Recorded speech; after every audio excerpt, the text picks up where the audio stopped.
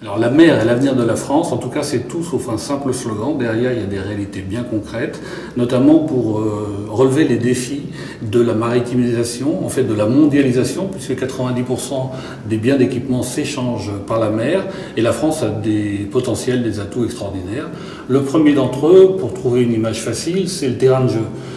La France dispose du deuxième territoire maritime mondial, juste derrière les États-Unis. C'est gigantesque, c'est 11 millions de kilomètres carrés. C'est important, pourquoi? Parce que déjà, actuellement, ne serait-ce que pour l'économie numérique, donc l'avenir, il faut des terres rares, comme du silicium, comme beaucoup de minerais. Et ces minerais, il y en a assez peu sur Terre, il y en a beaucoup au fond des mers. Et la France, notamment des possessions dans le Pacifique, qui permettent d'envisager d'être un acteur prépondérant dans la production mondiale de ces terres rares. Il y a aussi l'avenir de l'alimentation via l'aquaculture, l'avenir de la santé avec des médicaments qui viendront des planctons ou des éponges qu'on trouve près des coraux. Enfin bref, on a de quoi assurer une industrie et véritablement une économie maritime grâce à ce terrain de jeu. Derrière le terrain de jeu, il y a les joueurs, donc les acteurs. Et ce qu'on sait peu, c'est qu'en fait, la France a des champions, quasiment des leaders mondiaux dans tous les compartiments du jeu. Alors ça peut commencer par le transport maritime, parce qu'on a dit que c'était vraiment par là que passaient tous les échanges mondiaux. Nous avons à Marseille CMA CGM, qui est le troisième transporteur mondial, donc c'est une très très très grosse entreprise.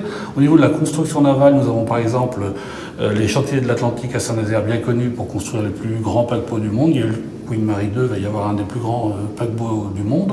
Nous avons aussi des CNS pour tout ce qui est militaire.